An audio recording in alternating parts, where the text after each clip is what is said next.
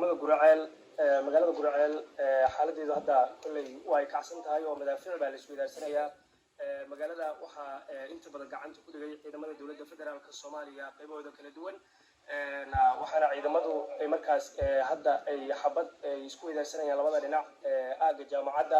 oo dhinaca wadada Dhuusamareeb aad xageeda ah laamiga xaaladuna aad bay u kacsan tahay oo madaafiic baa dhacaysa dagaal xunna waa u dhacay maanta oo aad loogu qabtay labada dhinac waxaana jira dabcan dhaawacyo iyo sidoo kale khasaaro soo kala gaaray dhinacyadii ku dagaalamay degmada Guraceel ee gobolka Galgaduud markaas u dhaxeeyay dagaalku ciidamada la sunay sidoo kale kuwa dawladda federaalka Soomaaliya waxa jiray dagaalku intii uu socday khasaaro soo gaaray dadka shacabka ah waxaana la dhigay dhaawacyadooda isbitaalada ku yaala magaalada Guraceel ee gobolka Galgaduud waxaa jira sidoo kale madaafiic ku dhacday isbitaalka Sterling oo isagu ah isbitaalka ugu weyn degmada Guraceel halkaas waxaa dhaawacyada geysan jiray ciidamada ahlu sunna madaafiicda ku dhacday walama sheegin halkaas khasaaraha uu ka dhashay madaafiicda walow dhaqaatiirtu ay noo sheegeen in khasaar uu jiro cadadkeedan ilaa hadda aysan garanaynin magaalada inta badan ciidamada dawladda ayaa gacanta ku haya oo markaad meel walba istaagto aad arkaysid nooc walba iyo sidoo kale gidaar walba taagan iyagoo markaasi dabcan si caadi kula hadlaya gaadiidka inay dhex maraan magaalada lama ogola maadaama madaafiic la isku idaarsanayay oo labada dhinac madaafiic ay isku idaarsanayeen meelaha ay joogaan ciidanka hadda ahlu sunna waxa la igu sheegay inay tahay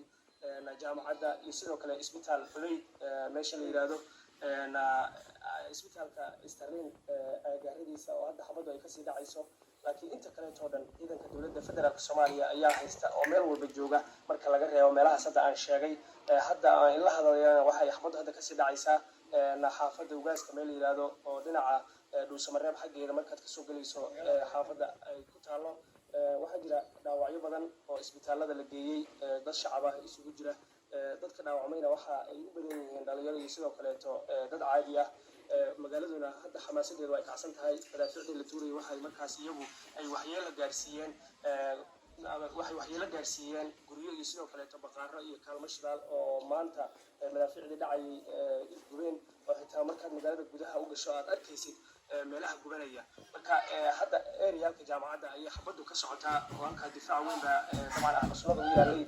ciidamada dawladda ayaana markaas dhinacyada ka jooga oo madaafiic ku garaacaya kuwa ku sugan ahlusunna wal jamaacana waa ay dagaalamayaan sida hadda wararku ay inoo sheegayaan marka xaaladaha ugu dambeeyay ee Guraceel waxay tahay maanta mid aad u kacsan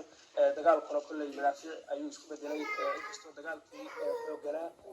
kafoolka ahaa hadda uu joogsaday haddana la isku idayo madaafiic kala duwan sida qoriga loo yaqaano hoobiyaha iyo sidoo kale waxyaabo markaasi madaafiicda kala duwan oo ay labada dhinac isku adeegsanayaan marka halkan isha ku haya Guraceel baan joogaa wixii warar ayaan dabcan ila soo wadaagayaa labadaas aag ayaa la kala joogaa laakiin magaalada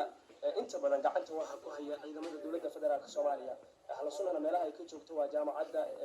isbitaalka Xuleyd meesha la yiraahdo iyo sidoo kale agagaarka xaafadaha ugaaska meesha loogu magac daray oo magaalada marka dhinaca Dhuusamareeb laga soo galayo agaheed ah laakiin inta kale oo dhan ciidamada dawladda ayaa markaas iyagu ku sugan nala socda muuqaalkana hala sheer gareeyo